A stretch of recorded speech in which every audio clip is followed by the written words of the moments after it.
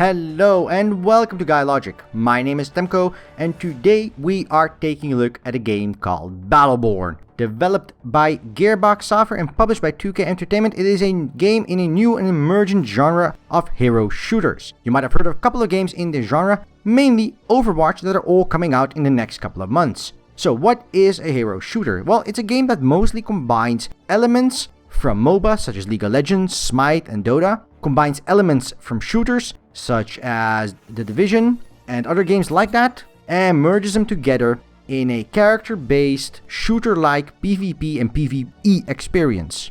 Now that's a big distinction here, because initially when this game came out and it was announced and people started talking about it, a lot of people assumed it was a quick cash grab by Gearbox while trying to get in on the hype for Overwatch in the same kind of vein. I'll admit I was one of those people, saying that the game doesn't play great, saying that it doesn't feel that great, the controls were a bit shoddy, the animations were crappy, things like that. Now, this was based on my experience with the game with Gamescom of 2015. So that was about 7 or 8 months ago. Oh boy, was I wrong, because this game has done me a job. It is absolutely phenomenal. Between the versus play 5v5 battles that are a lot like a shooter slash MOBA, as well as the co-op full story campaign, this game has a lot of content to offer between all the various champions and heroes you can choose, level up, customize, expand on, and do a whole ton of stuff. So we're gonna go into all of that and talk about the various gameplay options, various gameplay elements, and how they all tie in together in this full $60 release. Now, there's two things I want to mention before we start into this. You will find out throughout the review. One is that this game is always online, and normally I would decry that, saying it should be offline mode as well because that is story mode and that is single player. Technically, the story mode can be played solo, but it is designed to be played with a group of people, whether these are strangers through the matchmaking system or friends you invite through the Steam system.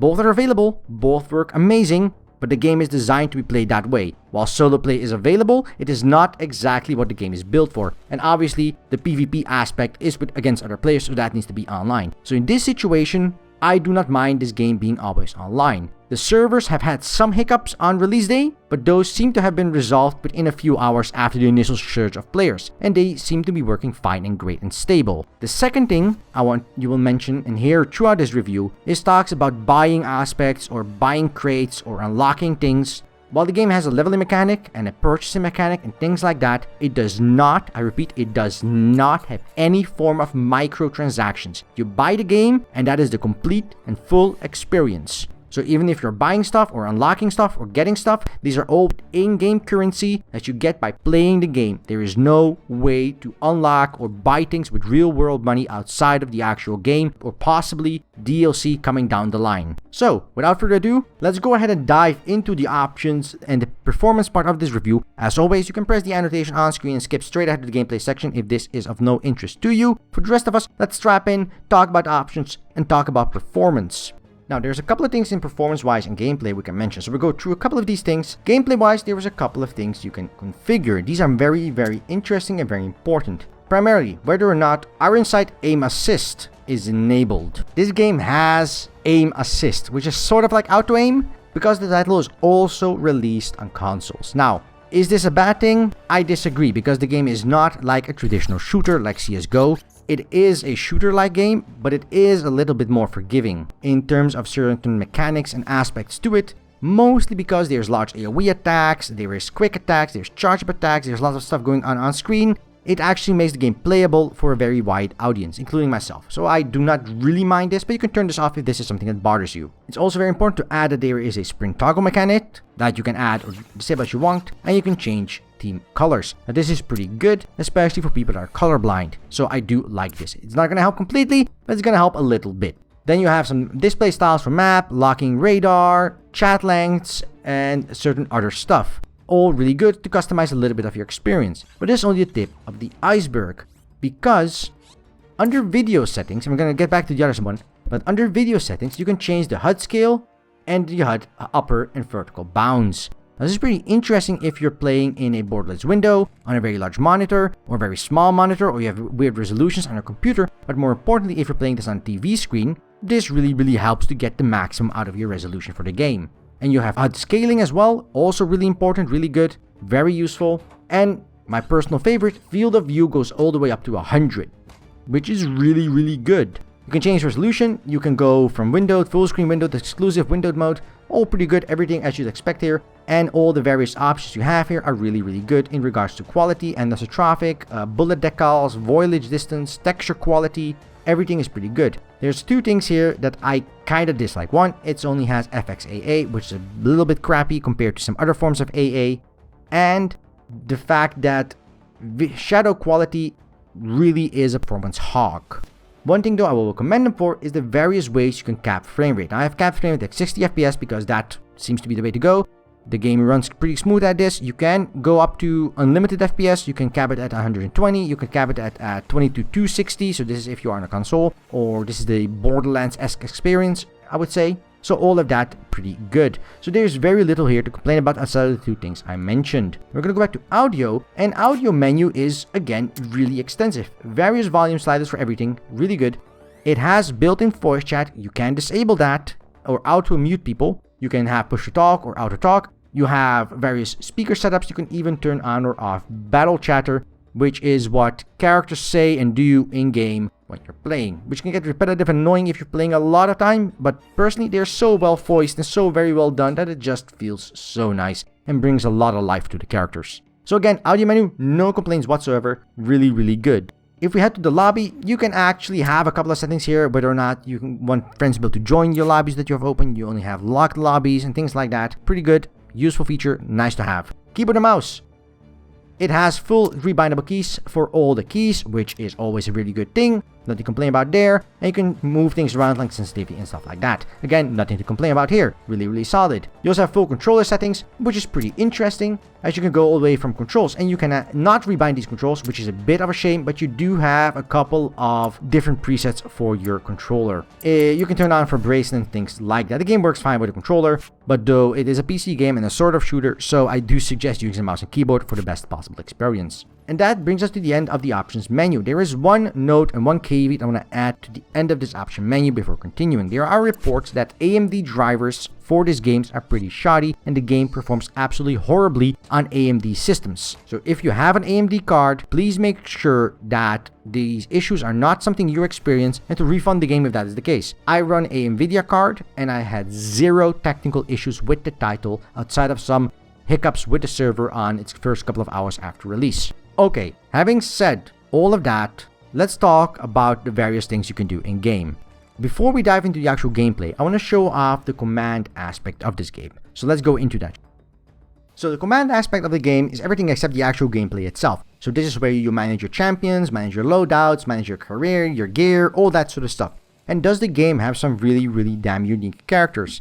It has a bunch of them and they're really bloody good. Each of them is brimming with personality. Randy looks like an awesome character, Toby is a penguin in a giant robot suit, Raph looks like a Sith Lord. They are really amazing. Each of them has a very unique personality that really does come to shine in their actions, animations, gameplay, voiceover, the kind of jokes they make, the kind of comments they make, and even the way they play. All of them feel very unique, all of them feel very great. I really dig this. This game has you unlock various champions through a variety of means, using the story or PvP mode. For example, to unlock Ambra, I have to either reach command rank 14 or win 5 matches as a generate character. Now each of these characters belong to a faction, and these factions split into groups, and they sort of are the good versus evil in a variety of groups, and they have a story aspect to them. So you can see a little bit of a lore aspect to this. You're playing with these various characters, you're going to upgrade them. All these characters have a bunch of upgrades, a bunch of skins, a bunch of unlocks, and a bunch of things like that. One character I've been playing a lot is Thorn. You'll see I have Thorn on rank 5 of 15. And I have unlocked 16% of her total unlockable masteries. And if you take a look at Thorn, the first page is going to show you all her abilities, all the things she does, everything that makes her her, including what next reward I'm going to get for leveling her up. In the top, there's a couple of things, including the Helix, which is the in-game leveling mechanic. When you're playing the game, you level up, much like a Moba. And you can unlock one of these two every time you level up. Her appearance, including various skins, you also unlock through gameplay by completing either a certain rank or completing a certain achievement, such as Master of Thorn in this case. And then you also have the various new taunts you can unlock. These are again unlocked by either completing challenges or finishing up with a certain character rank. The same goes for every single character. There's taunts, there's skins, there's helix upgrades, there's lore unlocks. All of this you unlock based on gameplay. So if you're the sort of person that wants to do this, holy hell does this game provide, because there is a ton of stuff to unlock, a ton of stuff to experience, and a ton of stuff to explore with each of these champions. Lastly, you have stats, and you can see how well you've done in a variety of modes. These are the various missions that are available. These are the co-op missions. And then you have like player kills and character kills and your accuracy and things like that for each champion. Now, once you go to gear, you can start building your loadouts. Gear drops are either dropped in the game and you kill a boss, or you loot a chest or something like that, or by unlocking packs. Again, no in-game micro-transaction system. All of this is unlocked to in-game means. Items range from rarity, from very common, to relics, in essence, and everything in between. So they go white to green to blue to orange. So that is pretty good. You can get up to 3 items in a pack called a loadout, and using this, you can go into the game with these loadouts and get upgrades. Now, there's a very cool aspect to this. I'll get into in a little bit, but you have to activate these during gameplay. So you have to make strategic choices which ones you carry with you, and then activate them during gameplay, which is a very nice and interesting additional choice system implemented in the game. It's not just a loadout like you have in many shooters where you have the shotgun, you have the sniper rifle, and that's what you're going to be with. No, you have to make strategic choices when you are going to use or activate these various items during the game, or whether or not you might just want to build a turret or something like that.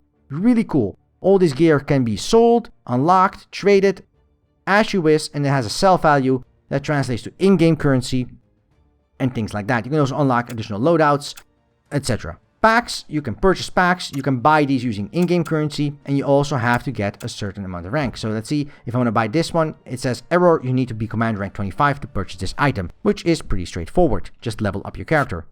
And this gives better loot, and so on. Now, outside of these two things, there's career. I already showed you a little bit about career in the game with my Torn character. This shows you your overall career experience. This is your commander level. So for certain characters, to unlock them, you need to get a certain commander level. And this displays you about how well you're doing, what you need to do, and what you need to unlock. Each of the missions gives you a bit of experience. And then you also have a bunch of things from PvP that also give you experience. Pretty straightforward. You have challenges. These are all various challenges. These are more or less the way you get achievements. And you do a ton of things and you unlock things with them. Each of these challenges, for example, gives you a reward. The attractive nuisance tells me to kill slow 25 enemies with accelerators, and that gives me 50 command XP and 50 credits. A small upgrade, but nonetheless an upgrade. The LLC Prime Customer tells me to spend 25,000 shards to build buildables. These are like turrets in the game. And that gives me 100 command XP and 100 credits. And these go from buildables to versus mode to story mode. There is a ton of things you can unlock to level up yourself and various achievements to achieve. What do these things unlock, among other things? You can talk about titles. And oh boy, do they have titles. These are all the titles you can unlock. And each of these has a variety of requirements. For example, the 999th says that I need to reach character rank 2 with Caldarius, which is a character, so I need to reach rank 2 to unlock this one. Yield, I have to destroy 100 accelerators. These are very varied and you can unlock all of them in the game. Really cool. Again, more stuff to do. Lastly, we have the marketplace, which is nothing more than buying the loot packs you already saw. And you have miscellaneous, which has 2 additional items, which is a loadout or a blank page for your gear bank, so you can store more gear. Pretty straightforward. That is all about the characters and the way you can customize them and the things you can unlock with just the game as it is right now, and the things you can discover and do and achieve playing the game, and it's story mode and versus mode. What is the story mode? What is the versus mode? Let's go ahead and dive into some story mode and talk a little bit about that. Now, I have pre-recorded a segment which is me in co-op, and I'll run you through a co-op mode and then I'll run you through a PvP mode. I'm not going to showcase both matches in full because one, that would take way too long and this video is already turning out to be way longer than expected.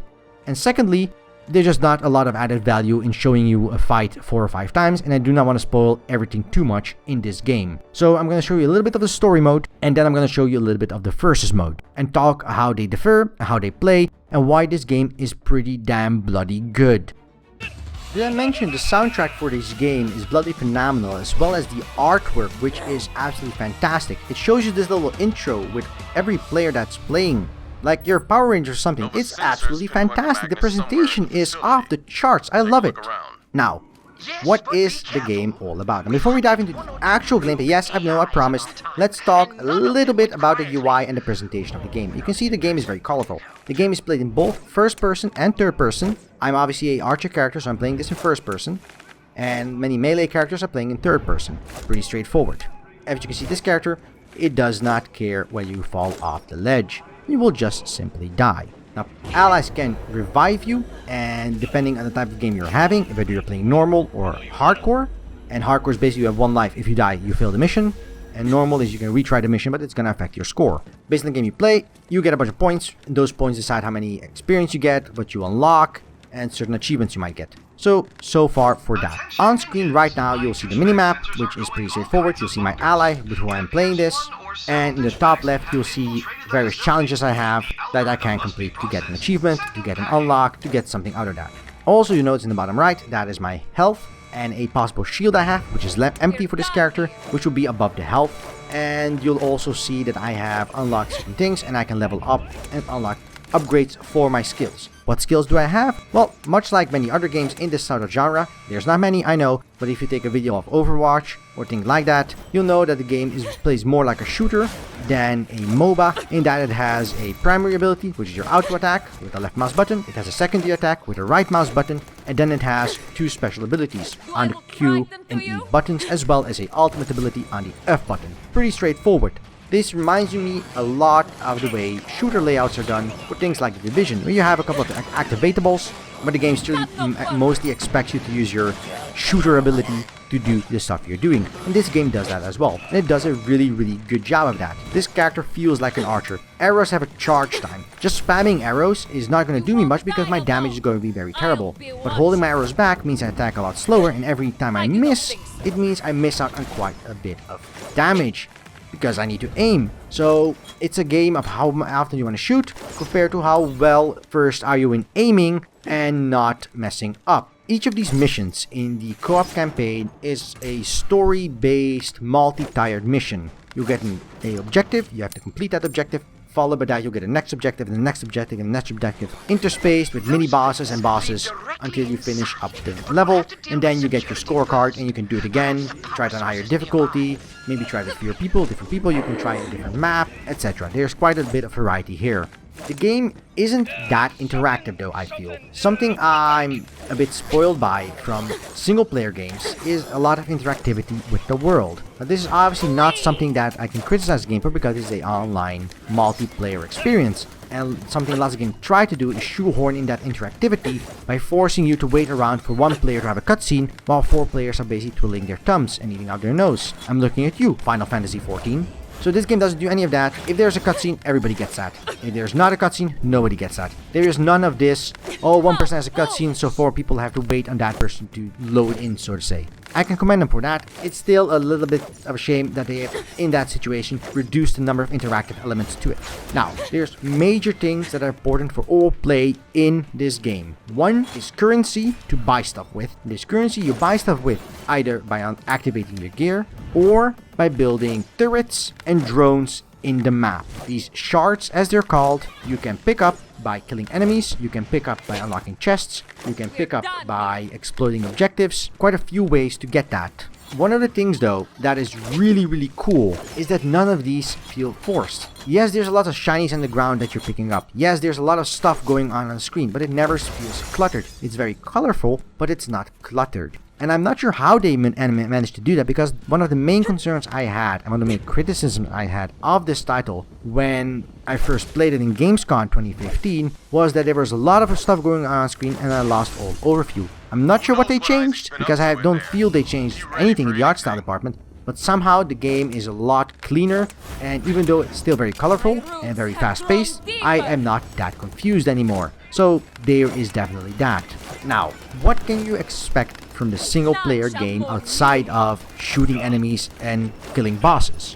Outside of a very interesting story mode that has some of the most amazing humor and comedy I've seen, and if you are familiar with Borderlands, That's the sort of comedy you can expect, but it's very fleshed out. Each character has a very unique personality. All of them feel really alive and feel as if they belong in that world. Now, something I was a bit afraid of is that characters would feel stilted between one and the other. There would not be a lot of interactivity. But there is a lot of that in the game, with comments and references made between characters that make it feel really alive. Characters have charm, and that is a very good thing. Another thing that I was really concerned about before opening up the box for this review copy was that the enemy variety would be very limited, because in the, again, Gamescom release I built, the enemy variety was limited to 3 or 4 mob types that were basically the same mob, but bigger. I'm very happy to say that is not the case, and the enemy variety is stupendously large. With enemies, even if they look sort of the same aesthetically, like the 2 robots, that one explodes and the other does a delay shot, they feel and act very differently. The AI is phenomenal in terms of what the enemies do. These are all your basic enemies. They'll come in waves, sometimes they'll be in a room, sometimes you have to go into them, sometimes they'll teleport in, and if you kill the teleporters, they keep swarming in. But the meat of the game are the bosses. And each boss and mini-boss has a bunch of mechanics that make them very unique, which is absolutely fantastic. One problem many games have is that they'll rehash a mob that you've already fought like 20 times before that point, add a bunch of hit points to that mob, and call it a day. This game doesn't do that. Every single boss I've encountered, from the henchman, to the spider bot, to the giant floating 6-armed demon, every single one of them feels unique, feels amazing, and has their own gameplay mechanics, their own special quirks, and each of them has to be killed in a very specific way based on their boss. Doesn't mean you have to like specifically kill this boss by touching his left toe twice. It's not a Zelda game, but there are definitely mechanics in place that you have to keep track of for each fight. The single player follows a story. Once you finish that story, you go to the next level. There's 9 of them total, and there are DLC expansions planned to add more. So you will be getting more story campaigns with DLC. As always, you can buy a season pass, that is $50, which is, as I always feel, very expensive, but so far what I've experienced, the story missions are put together phenomenally. So, while I never encourage pre-ordering, I will definitely encourage you to take a look at the DLC when they come out to see if this quality of story is still present. Because right now, it's phenomenal. Okay, so that is in essence the campaign mode. You run through a map, either defending points, completing objectives, killing enemies, and doing a variety of other things to complete a level and get a bunch of points, level up your character. It's important to note that leveling up your character is not this magical one-off process. Doing so, you will unlock new helix upgrades, and your helix is your leveling mechanic that will also help you in the PvP aspect. So you can level up a character in the cooperative play, learn how to play that character in a very interesting fashion, then go into PvP play with a fully fleshed out character. There is no catching up to do at that point. You can experience the character in its unique fashion, get it leveled up, and then go in PvP, without having to worry whether or not you've fallen behind players that have unlocked all their characters and upgraded all of this with thousands of hours played. No, you do not have to worry about any of that, which is a really good thing. Another thing I would like to mention of this game, and that is mostly limited to the single player mode, is that even though each character plays in a very unique fashion, there is not a objective based change in the way the game plays. The game is not going to detect you suddenly have a thorn in your team and give you different objectives to complete based on that. The same objectives, even with other characters, are still there. I would have liked to see that. I'm not really sad they haven't done that, because as it currently stands, even now the game is phenomenal in its single player fashion. And I keep saying single player, but what I should say is co-op play, because that is what it's designed for. And you can do it solo, you can do it with 2 people like you're seeing right screen right now, and you can do it up to 5 people. All of that, very well done and very fleshed out. So now let's go ahead and dive into the PvP aspect of the game and talk about how the versus mode works. Versus mode is going to be playing a lot more like a Moba game, such as Smite, just not Smite at all. Let's get into it and I'll show you what I mean with the game being like that. Now, when you first load into a game, you can select one of several maps. These maps have different settings, and there's also several different game modes. This game mode is most MOBA-like, with minions spawning on one side, going to the other side, and you having make sure these minions survive to get to the other side. You do so by killing the enemy minions, making sure they don't survive, killing the enemy champions, and sort of escorting your minions to get over there. When you load into the map selection and the character selection, you select one of the champions you want to play. Your entire team selects these champions. You sort of make a composition around that, and then you select your loadout. I only have one loadout currently, but you can have multiple and select which one ever you prefer for that map type or game type you are playing. Once everybody has locked in, as well as the enemy team, the game progresses and starts with the champions you have selected. Now, it's very important to note that this game has both a in-game chat with typing as well as full voice chat. So you have full voice communication with your team. It works amazingly well. Let me say that up front. It works really, really well. Once character selection ends, you will start loading into the game, and again, art and everything around that is phenomenal. I cannot even comprehend whoever is in charge of the artistic vision, the presentation, the way things are brought together deserves a medal because it is absolutely brilliant. Even up to and including the little intro they have in-game that reminds me a lot about Fallout, the way it does its Pip-Boy animations. It is just so well put together. Even in this waiting area where they wait for people to load in, they provide you a little tutorial where you're not just staring in front of you. It's these little tiny touches that make me really fall in love with this game. The corny comedy aside, which is something I either like or don't like, and I personally am a great fan of that, so for me it's a really cool thing. The game starts, the map loads in, and you can start going ahead and rushing in. Now, it's important to note that this is a 5v5 versus, and on a map, unlike the co-op play where you're playing against an AI, there's no real waves in this. Now, each map is set to different criteria. And this mode is you are fighting the enemy, you're trying to get your minions into this maw to prevent yourself from losing. The goal is to get 500 points first or to survive at the end of 30 minutes with whoever has the max amount of points. You do so by killing the enemy minions. You can see I'm playing Thorn again,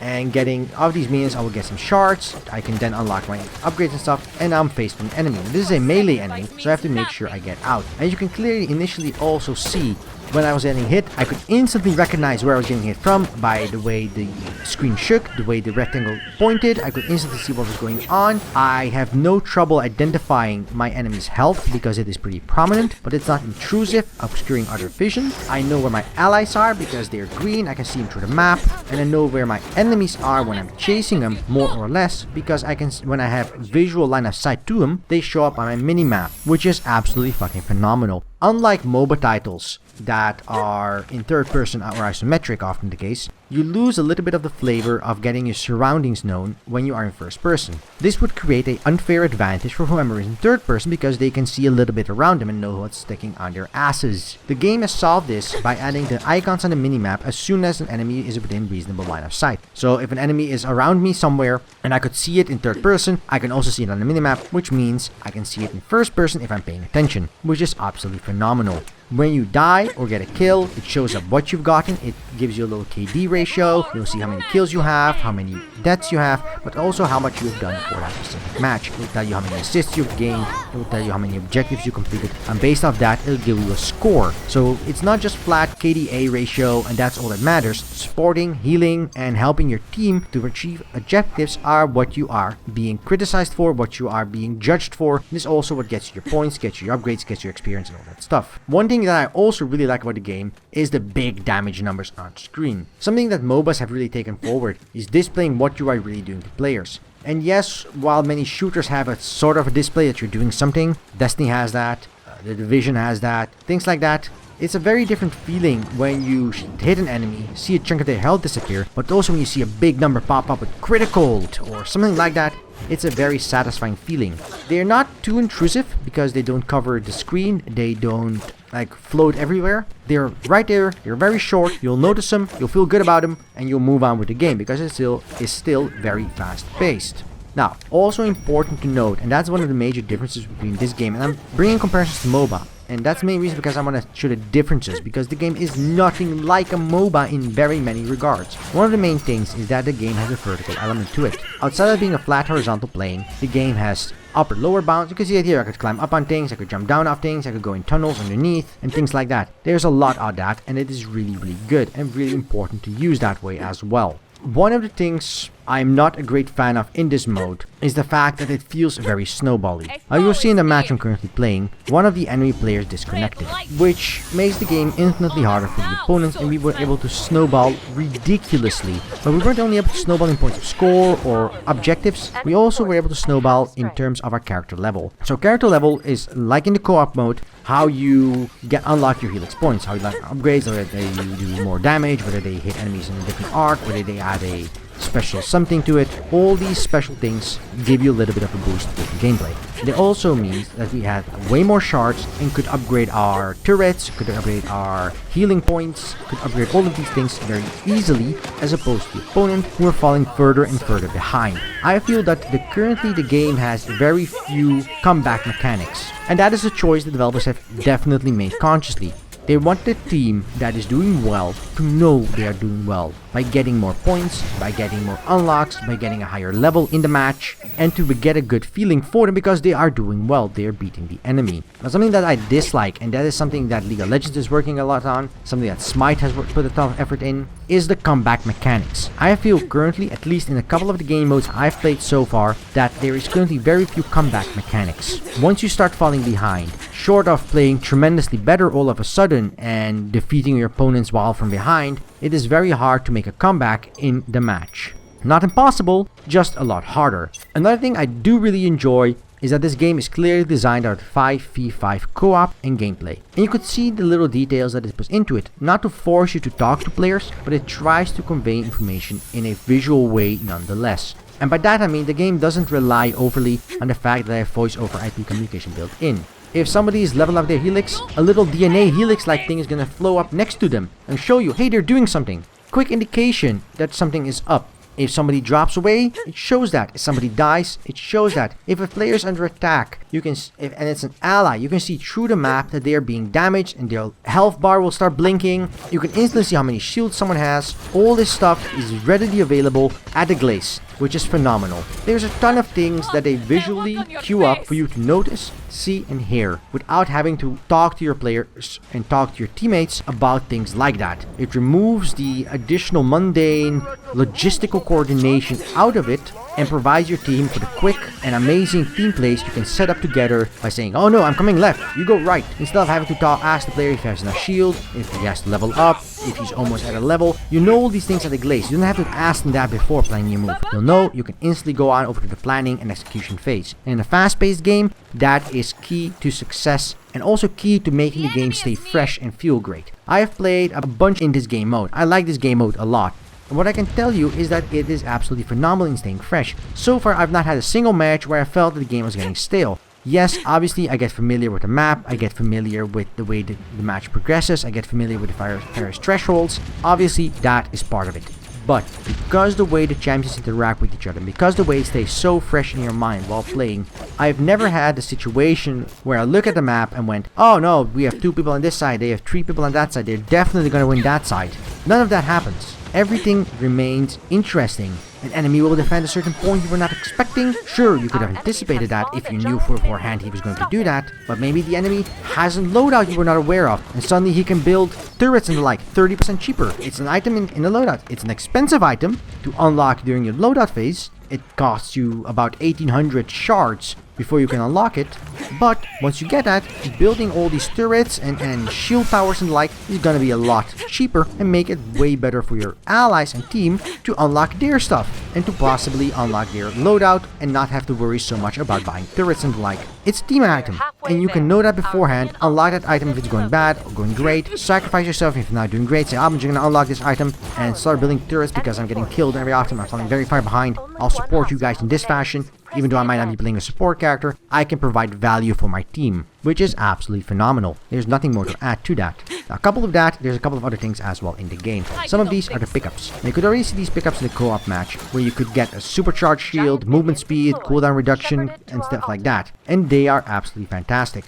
You can get them, get a quick boost, everybody can get them. They provide a quick little extra additional boost to the game with a little bit of uncertainty that removes some of the calculation and adds more of the skill back into the game. Sure, a pickup might help, but you still have to think about using it, think about implementing it, think about using all those sort of things, which is absolutely fucking phenomenal. Now, I've said that this game is phenomenal about 20 times so far, and it really is. Performance is great, the animations are smooth, the combat character action is great, the versus mode is phenomenal, everything about this game shines amazing multiplayer experience, whether it's for co-op, where you cooperatively play with allies and friends, whether it's for versus, where you competitively play enemies. Both of these are very viable ways to play. They interact greatly with your characters flowing from one to the other, with your achievements, helping you out in either side, unlocking champions in one mode or the other mode, gives them availability for both modes. There's very little I can complain about this game. There's a couple of things I've mentioned at the start of this: that's always online, that it has a launch of DLC planned, that you're gonna have to pay for obviously, and there were some hitbox with the always online server. But outside of these things, and the AMD issue, which will hopefully be resolved with updated drivers, I have had 0 crashes, 0 drops. I have had a blast playing with people in both competitive and co-op play, win or lose. I don't feel frustrated when I lose, and much like I often have in many games like League of Legends or Smite or Dota, where I'm really frustrated at the unfairness of it all because that's the way the matchup goes for certain characters and certain champions. That is not the situation here. Your skill at being a player, at shooting, at anticipating, at reacting is more important than the champion you're playing. The champion gives it a lot of flavor, champion gives it a lot of character, it gives you the tool set to use, but at the end of the day, your success or failure is up to you, and that is absolutely great. Now, in conclusion, Battleborn. It is not a Overwatch clone, it is not a quick cash-in, it stands on its own 2 feet as a phenomenal co-op and PvP hero shooter game. It has a ton of content, a ton of things to unlock, a ton of progression, a ton of achievements, a ton of functionality for both co-op and PvP play, has a tremendous amount of maps, a bunch of various solo campaigns, and a variety of difficulty modes. I cannot recommend this game anymore. It is absolutely phenomenal. Does this mean it is perfect?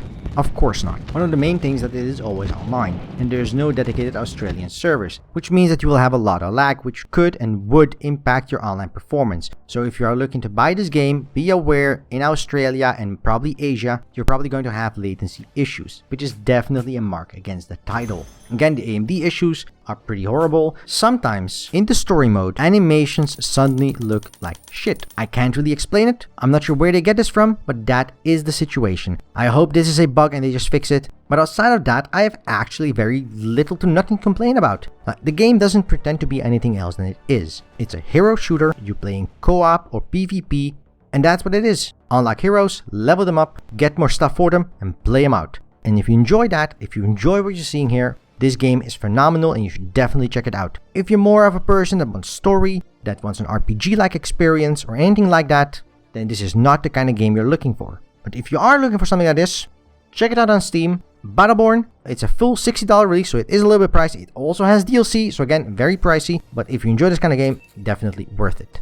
So thank you for watching. If you like this video, press the like button below. If you didn't like this video, well, there's a dislike button for exactly that reason. And leave a comment. Tell us what you think. Tell us what we can do better. Tell us what you liked. We want to hear from all of you. And if you want to see more content like this on the channel, press that subscribe button and we will deliver. So until then, I wish you a good day, and until next time, right here on Guy Logic.